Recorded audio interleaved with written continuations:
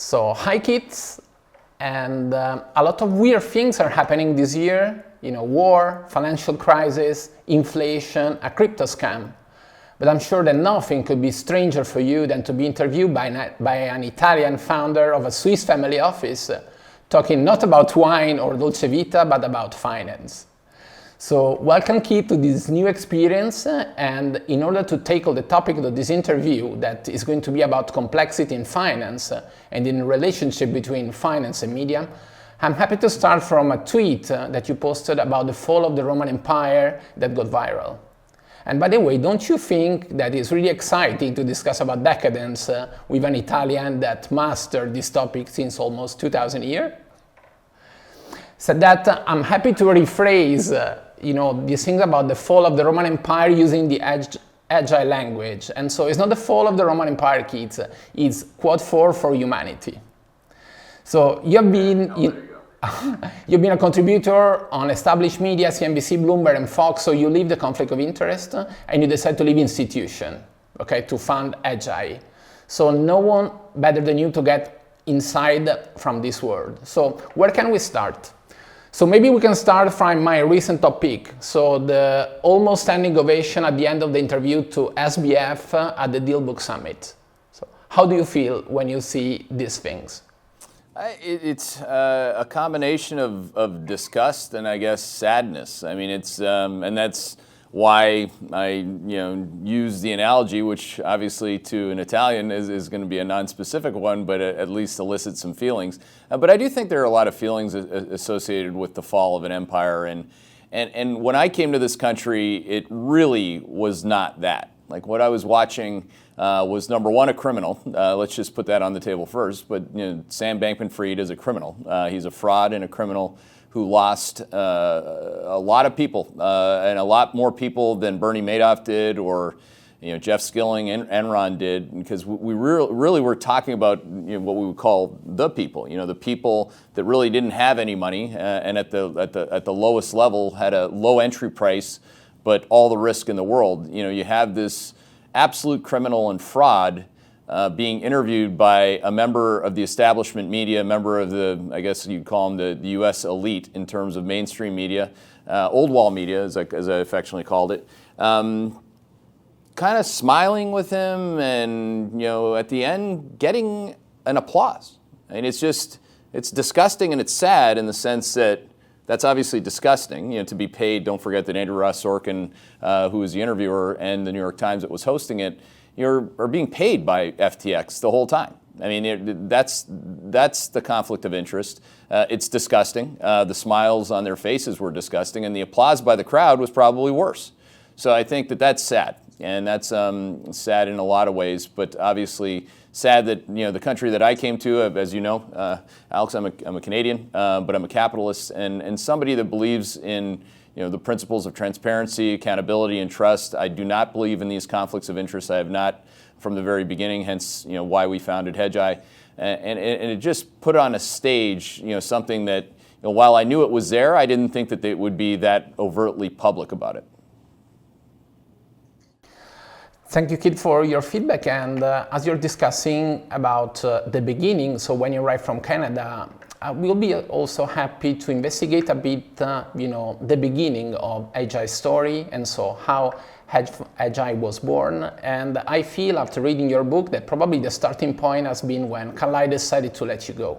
So the first question is, wasn't it easier at the time to continue your career in the hedge fund industry?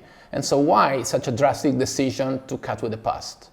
Well, it was a drastic outcome for me. I mean, it was the first year that I'd lost money. I was at Carlyle. I'd left Magnetar Capital, and Carlyle brought me in. They were starting their new hedge fund, and it wasn't just me that was losing money. It's pretty public, that our credit team lost almost all the money. I wasn't certainly in that type of a position. I was running, my long short book as I would, and I didn't have a good start to the year. It was a year where I started getting bearish too early, i.e. being wrong. This was, of course, into the cycle and bubble high of 2007. So the next part of the story, of course, ends up being on the other side of it in terms of being right versus wrong. But being wrong in a firm that was effectively eviscerating their hedge fund platform very quickly, it did not have a long shelf life.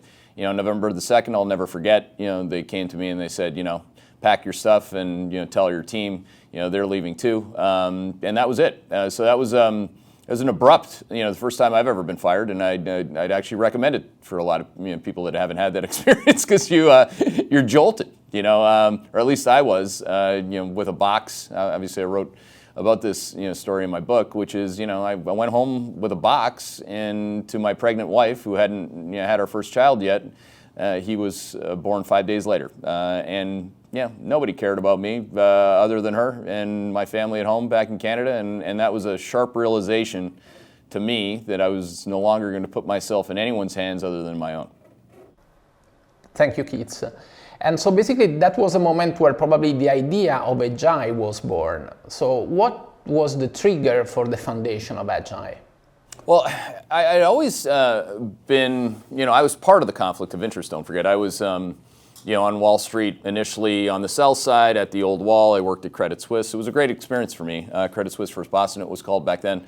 Then I went to the buy side and, was a hedge fund analyst and then a hedge fund portfolio manager, of course. But there was always a conflict for me between, just make money and what else happens. I mean, I get it. There's a lot you can do with money, and I'm not saying that there's no nobility in running a hedge fund or running any of these any Wall Street firm. It's not being critical of them. It's just what was it that I needed for me, and partly along the way, I tell this story as well. My mom, was asking me before I left Carlisle, like we were out in front of the lake at our house in Canada, on Lake Superior, which is just a gorgeous place. And my mom's a beautiful person, and she just, she's like, I don't understand what you do. And and we're standing in front of this beautiful house that we built with the gains that I'd made, which allowed us as a family to build that home. And I tried to explain the hedge fund thing one more time, and she got it, I guess. But then she asked me, she said, okay, well,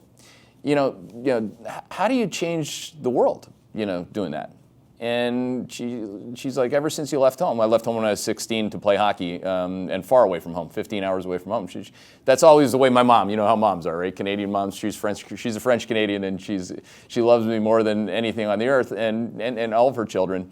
And that stuck with me. So when I was on the train after I got fired, that was obviously something I was thinking about, and something that always was in the back of my mind, like, when are you going to run your own thing? And running my own fund would just be something that already exists, and I didn't think I could change the world with another hedge fund. And if I started Hedgeye, which I ultimately did, and failed, which I ultimately could have, and many times throughout the early days at Hedgeye, I thought that was a very I guess a quad 4 moment could be at any time for me and the capital that I was sinking into to something that didn't exist prior.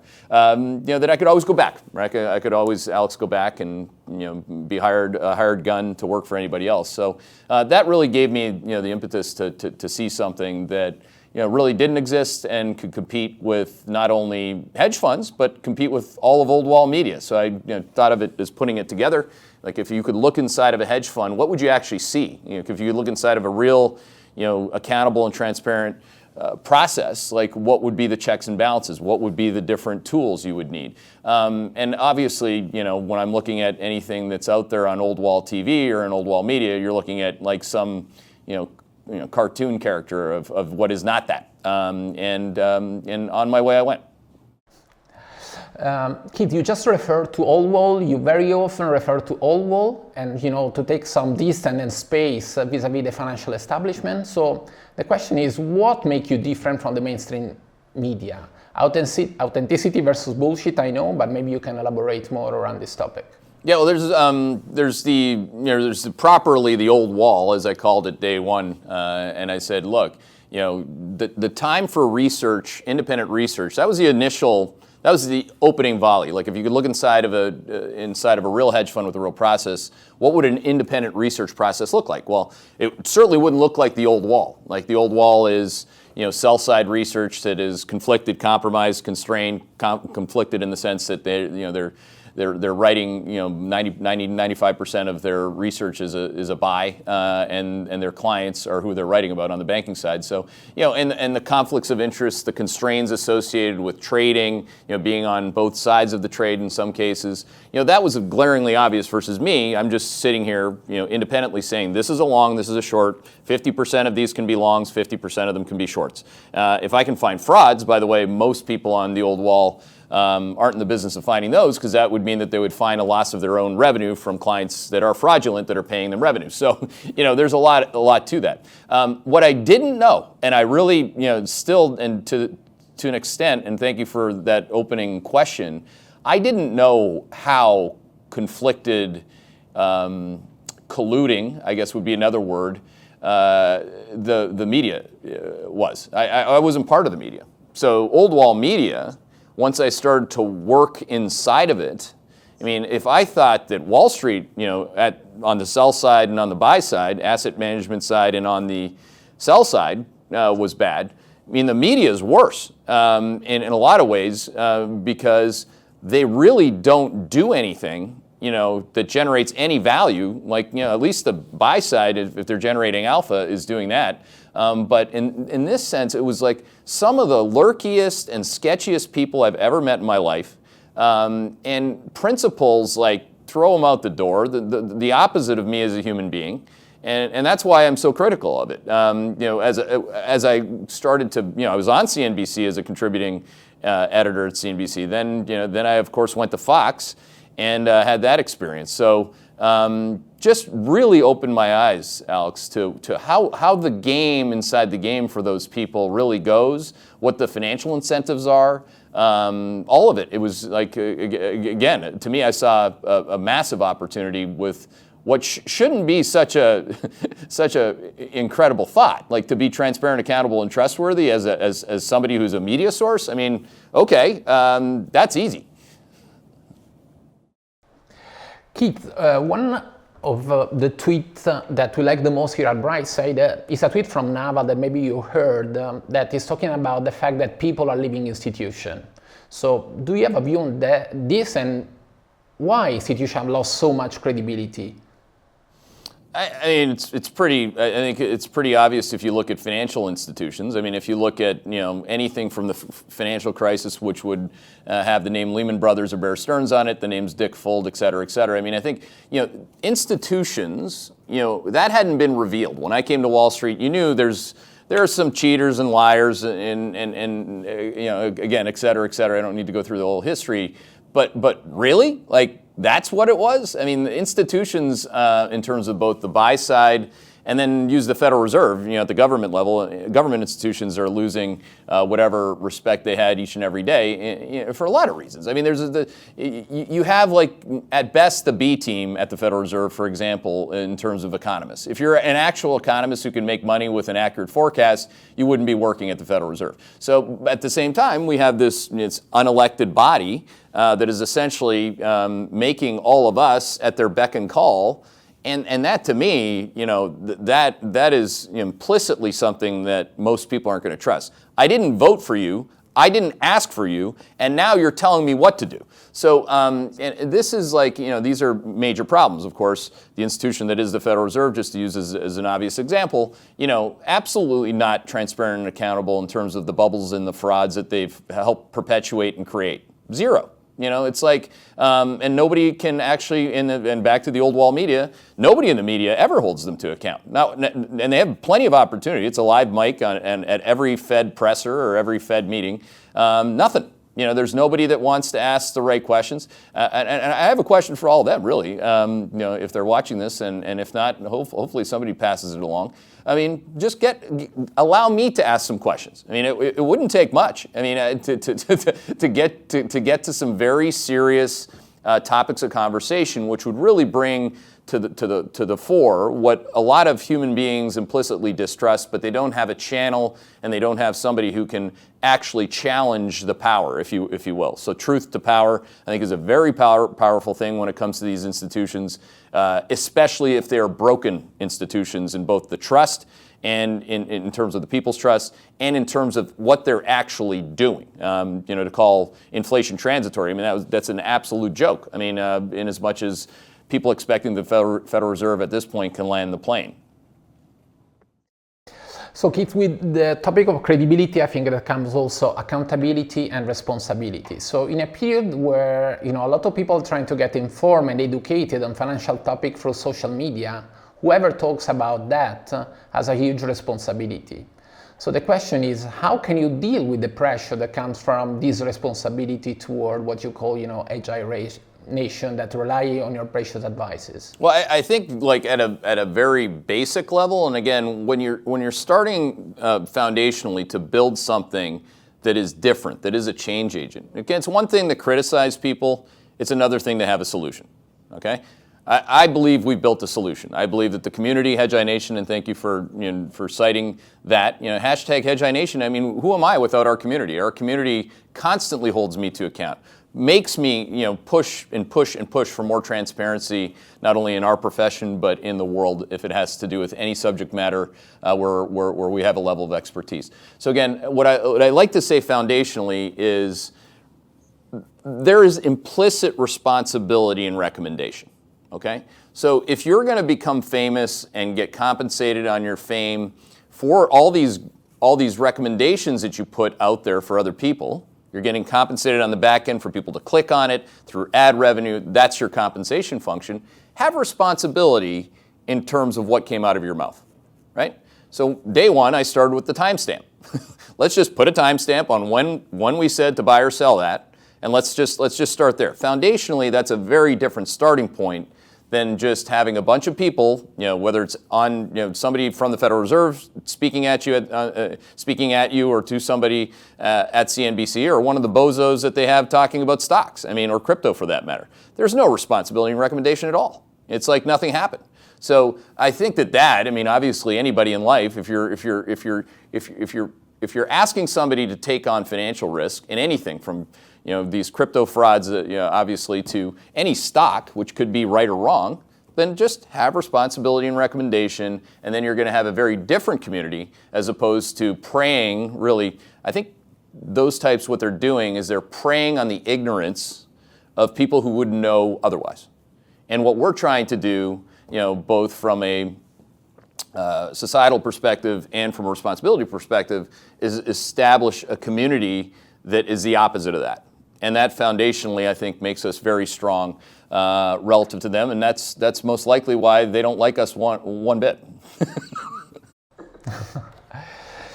And so basically, we agree that there are a lot of potential side effects on these things about democratization of finance, right? So a lot of people that we see all around that are starting from their own platform and they're trying to shortcut and to try to become rich. You follow these 4 steps quickly, and this thing about going fast on things. What people can do to protect, right, against this? Well, it's a really complex question, like in terms of how people can protect themselves from all of it. So I do, in addition to having responsibility and recommendation, I take personal responsibility to identify anyone out there that we think could be a fraud or is a fraud.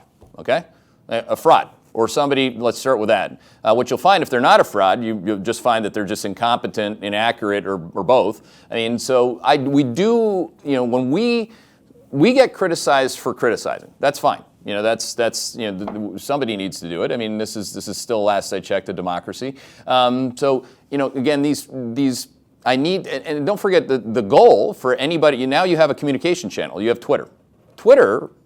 For me, when I started Hedgeye, I didn't know we were going to have Twitter. I didn't know we were going to have YouTube. I didn't know that I could go direct to all of you and, voice my opinion, explain my process, have you evaluate it, and see if we can, we can make something of it. The problem with that, in as much as that's phenomenal, that's capitalism, that's the way it should be, is that it's created so much noise and so many posers and so many people out there that now, if you thought CNBC was preying on the ignorant or the people who would know otherwise, now you have far lower quotients than even that, which is an extremely low bar.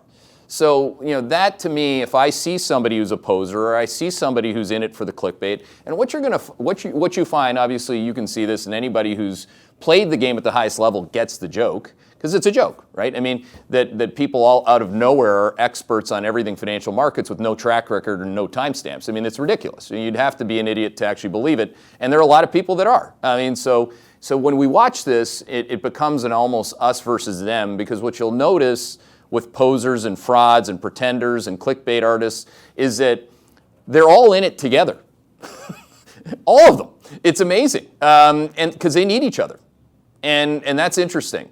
I in a way, am thankful for that, because we like to think of it as Mac versus PC. Like, once you see the difference, you'll know the difference.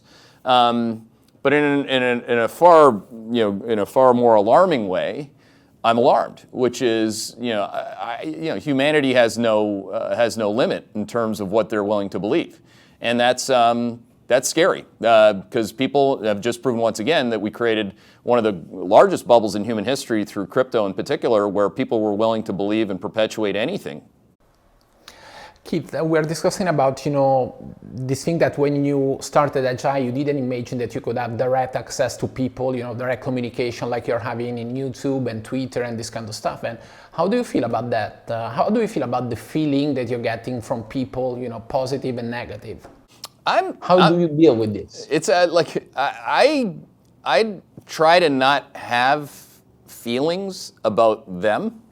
I obviously have if it's not readily apparent, a sincere and deep passion for the game. I love playing the game. I love the process. I love iterating and evolving my process. I actually like being wrong, because it's the only way that I learn. And I don't mind so much being publicly wrong. I mean, everything I've done, 7,000 timestamps in real-time alerts the last 15 years, they're all there, every single stupid mistake I've ever made. I like that, because if I fail faster or make a mistake faster, have the crowd yell at me faster, they will give me some hints as to where I'm going to make a mistake. So I just either don't make a mistake as fast as I would have without all that feedback, or I just make it and get on to the next. So, for me, I'm good with that. It's almost like I was built for that. The equivalent would be like playing in front of 10,000 people in a hockey rink. I mean, I really just don't, I don't even remember one fan. Like, I don't remember one person in the stands, whether it's a hostile environment. So if Yale hockey's playing at Cornell, and I'm serving a penalty, I remember this distinctly. I had to serve a 5-minute major and hitting from behind for one of my teammates, and I had to sit in the penalty box with all these, with a blue and white jersey, with everybody in red and white yelling at me and calling me any and every other name. I didn't look at them; I could hear them, but I kind of smile. Like that. Like, in a way, when you're playing against the other team, if you don't love to be hated by their fans, you really don't love the game like I love the game. So, I mean, I hope people can appreciate, that. And if they don't appreciate that about me, then they don't understand me. But that's fine. We don't understand each other, as human beings. And until we find a way to empathize with people's perspective, that for me is still a huge opportunity. Like, so for anyone who hates me, I kind of like it. Keith, let's go back to investment for a second. And one of your favorite motto, I think it's trusting the process, right? So for people that don't know anything about the process, could you be so nice, to tell us a bit more about your process and how you build it? Yeah, and there are two big components, and just to give like a brief review of the process, I mean, you have the signal and you have the quads and or the pods. Okay, so I'll define all three of those things. The signal front runs the quads and the pods. Quads are economies, countries. Pods are companies. Okay, so a signal, which is based on price, volume, and volatility, which is very different than your old wall technicians, so they get all upset when I call them that. But if you're using simple one-factor moving monkey models, you're going to get called that. I mean, there's this thing called the internet, fractal math, computing, AI, everything's occurred still. You should not be using a slide rule and a single factor model as your signal. That's not signal. That's bullshit. All right, so mine's price, volume, volatility. It's a 3-factor model at the base level that looks at anything that ticks. So it can be anything from Italian bond yields to Google stock. And I look at everything together, okay? So we look at everything together because again, when you look at a market and you're just staring at one thing, you're missing the bigger picture, generally speaking. That is the economy. So that is, in corporate, in pod speak for companies, that is their potential for revenue growth acceleration or revenue growth slowdown. So what we're trying to do is front run that because signal, the market's always smarter than human beings in the aggregate, obviously. So the market, or my signal, was built to front run either economic growth and inflation on the countryside, or revenues and earnings if a company has earnings, or revenues or cash flow on the corporate side. So that's the point of the process. Now, to define those other two things a little bit more, a little bit more explicitly or mathematically, the quads. Let's just do the quads. So we have 4 different quads, we have a 2x2 model, the rate of change of GDP growth and the rate of change of inflation. So again, I take those 2 factors. If they're accelerating and decelerating, I have 4 potential outcomes. So I have quad 1, quad 2, quad 3, and quad 4. Quad 1 and quad 2, you have growth accelerating. That's awesome. When you have growth and inflation accelerating, profits are accelerating even faster.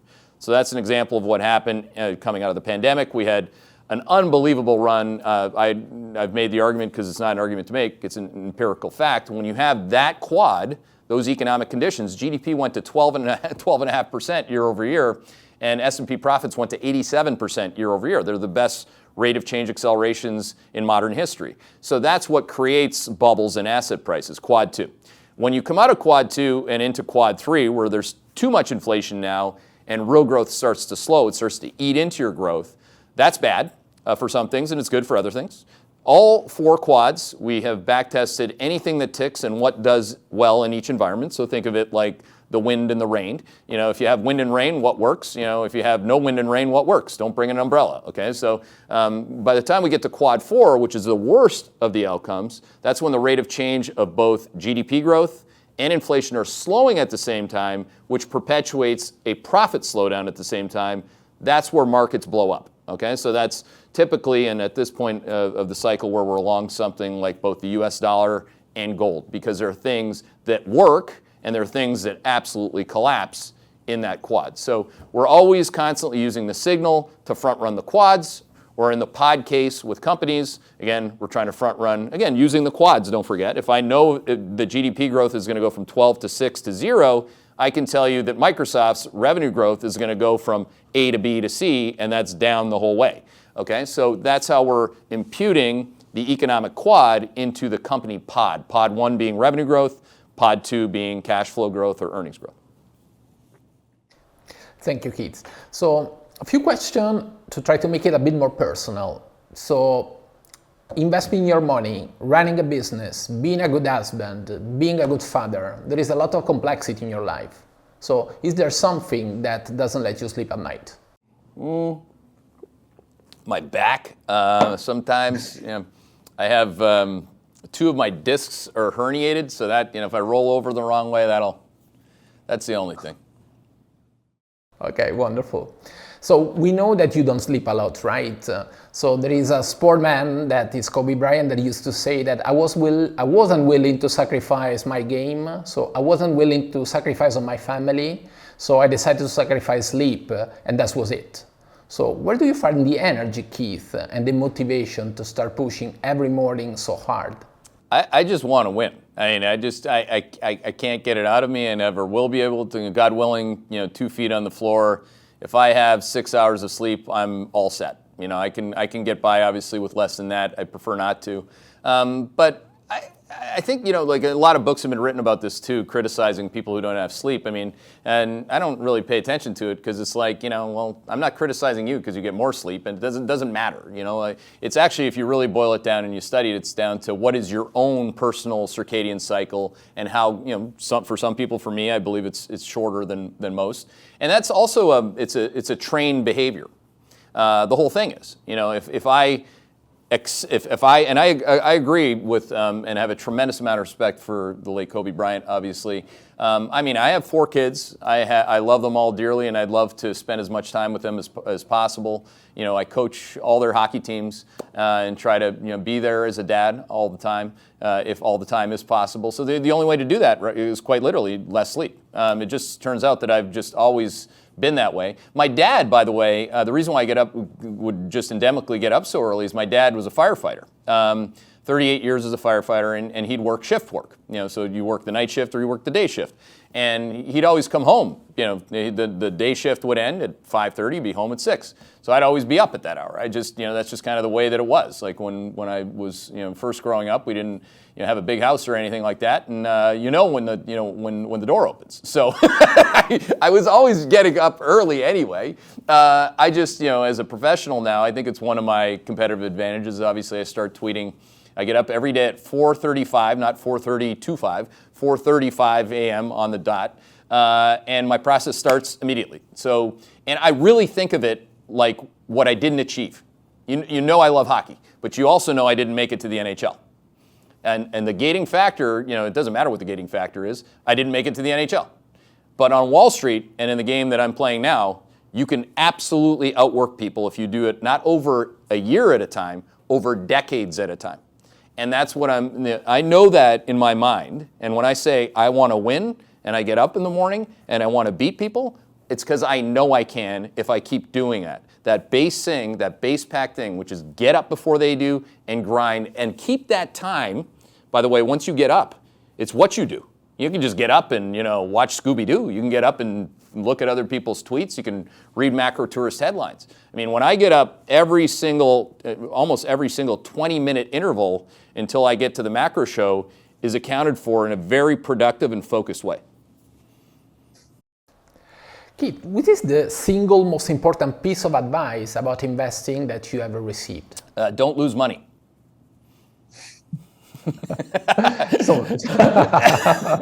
It was, I did my senior thesis at Yale on, by the way, I had the lowest SAT score at Yale, so just to be clear, I'm not dropping anything here trying to impress you about what school I went to. I still don't know how I got in. I know how I got in because I played hockey. But I always was fascinated with. I've had my own businesses. I work for my dad. All these side hustles and side gigs, because like when you're in a blue collar house and you have to have multiple jobs, that's kind of the way that it was. So I was always like a little capitalist. By the time I got to America, I'm like, wow, this is. I thought New Haven, Connecticut, if you've ever been there, I thought that was the industrial mecca, because I'm from a small town in Canada. So I wrote my senior thesis, long story short, by the time it all ended, on Warren Buffett and his strategy, and lo and behold, that's actually his rule number one. It's sad and kind of pathetic that everyone who fawns on him from CNBC to the Wall Street Journal and back again doesn't start with that. Let's just start with risk management. So that's why I called it Hedgeye risk management.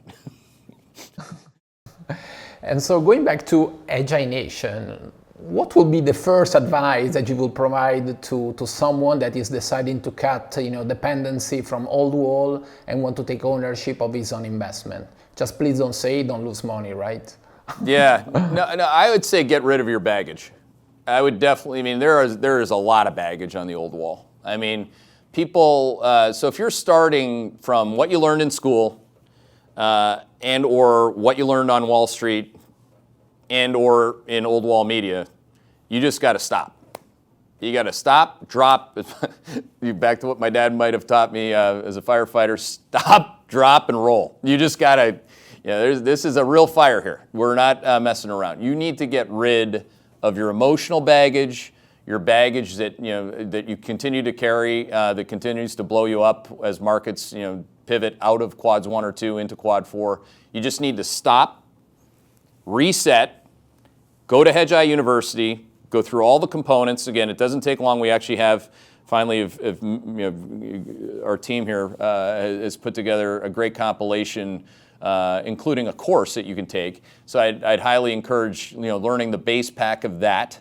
and then you can start to build. It's very typical. I'd be interested in your experience or anyone's experience. I hear this all the time now because we're doing these regional events where I get to meet, many people in person, which is what I love, like shaking somebody's hand. They have real names. It's not like a Twitter troll. And they generally say, hey, look, I had to get rid of the baggage, and it takes 6 to 12 months to really understand your vernacular, the words that you use, the process, what's a trade trend entail, what are the quads, et cetera, et cetera. So it will take time. There's nothing good in your life or in the world that you can just flip on like a 50-day moving monkey and assume that that's going to be investing. So you should not expect to play the game of asset allocation and investing, without investing a tremendous amount of time in yourself.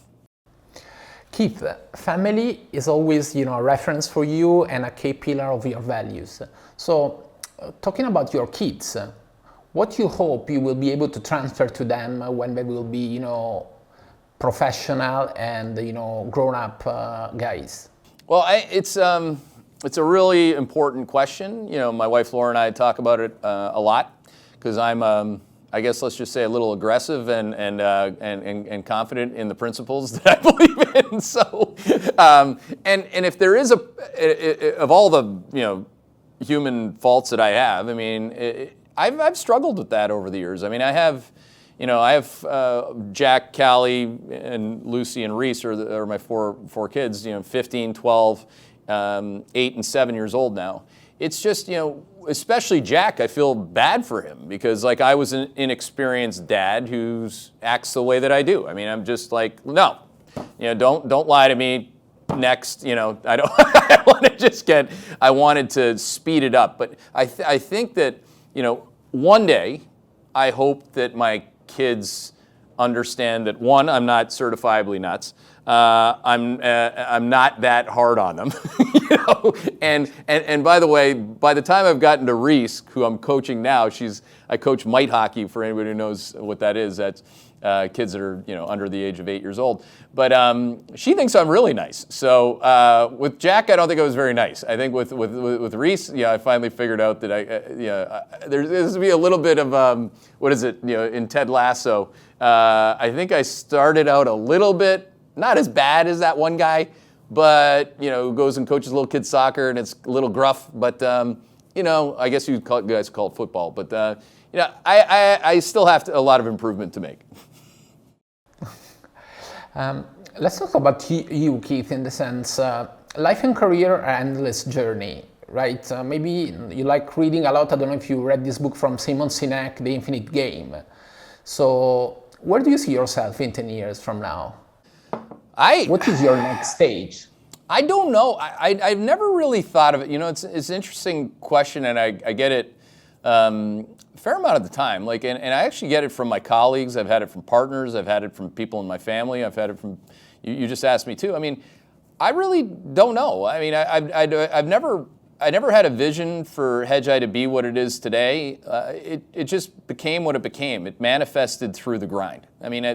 I expect, if again, God willing, 2 feet on the floor, 2 hands on the keyboard every day, if I can keep going at this pace alongside the teammates that I have, which is entirely different. Like when you think about the exponential growth of Hedgeye now, it's that obviously day one, it's just me and a couple of us. Now we're 80 going on 100 people, and the learning curves are impressive, and the incremental growth is step functioning. So I think it would be quite arrogant of me to assume that I know where this is in 10 years. And in all humility, I just want to take one step forward every single day and just keep driving towards the opportunities that appear to us, not only that are obvious that we're already executing on, and we have a lot that we're working on that you haven't seen manifest yet in terms of product, tools, and services at Hedgeye, but what I'm really excited is about what we see down the road here that I have no idea that I'm going to see down the road here. And in this environment, I think that is probably, at least for me, like I'm no spring chicken anymore. It's kind of crazy, but it's not. Look at my hair's gone white. I wonder why. It's like I've been doing this every day for 15 years. But the next 15 years, I think I can do that. And the opportunity is so surreal almost. back to how we started the conversation about how disgusting and sad the alternative is. I mean, this is one of the only industries in America and the world largely, mostly America, because they're the ones with the uniquely American stock market and FOMO. This is the only major industry that hasn't been entirely disrupted by innovation, technology, fractal math, et cetera, and they spend their waking hours talking about how important that is to any other industry. So I think that we have so much to do, and I am so excited to not know what that's going to look like. So thank you, kids, for your time. It has been really a great pleasure to have this conversation with you, and it was always super inspiring. I really hope that next time we can have a second occasion, and hopefully next time we'll be in Europe. Oh, that would be fantastic, because I like Brunello. Thank you, kids. Thank you.